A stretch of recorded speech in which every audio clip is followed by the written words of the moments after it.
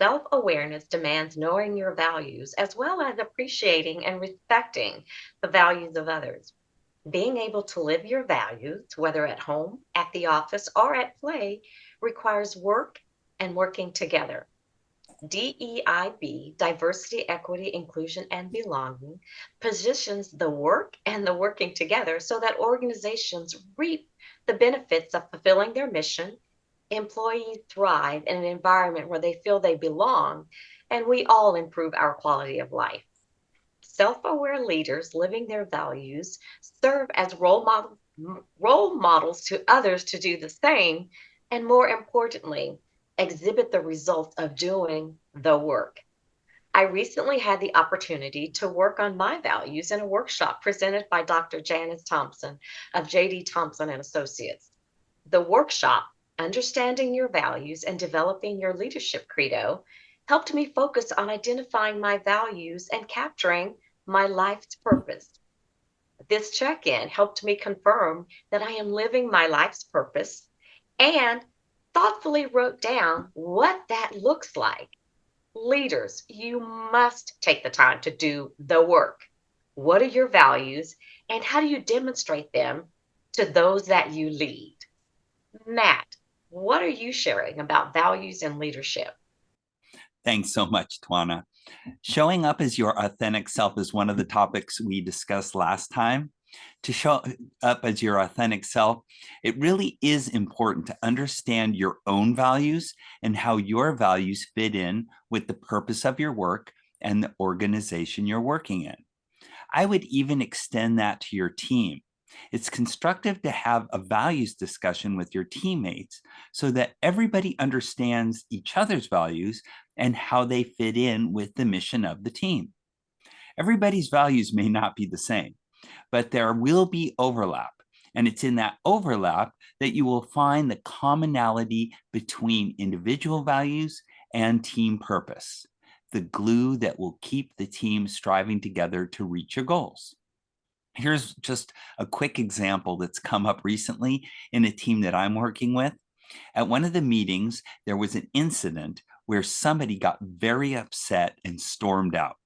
The team had established a working together agreement with our shared values, and one of those values was generous listening.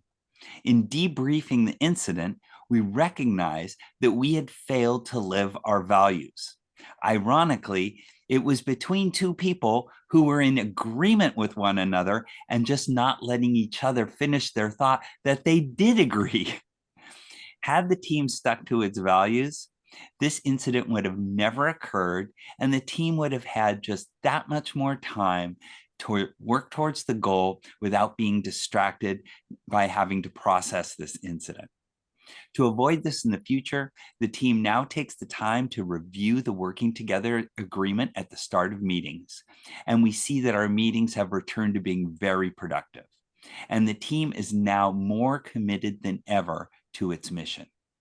Kimberly, how are values and working together agreements playing in your world? Thank you, Matt and Twiana, for sharing your thoughts on values. Values as leaders and as a team member are important and often instilled in us when we are kids. Most of us would agree that when we were raised, or if we are raising our own kids now, we teach them the important values of being kind, generous, and to share. So when our eldest went off to college this past September, he was eager, very much looking forward to having several roommates and to share the space together and enjoy that bond amongst his new bros. So how do most male freshmen do this? Well, by buying beer for the room's refrigerator, of course. Corey did this several weeks in a row and was enjoying the pride of being the provider and the generous roommate who provided the beer. Until he complained on one call that one of his roommates, Peter, was routinely helping himself to the beer and drinking it without any consideration of one, replacing what he drank with more beer, or two, reimbursing my son for the more than generous portion of beer he drank. Fast forward 2 weeks to this weekend when Corey complained that Pete not only drank his beer, but also offered it to several other boys in the dorm. Corey was livid, to say the least. We encourage Corey to continue to honor his values and desire to be generous.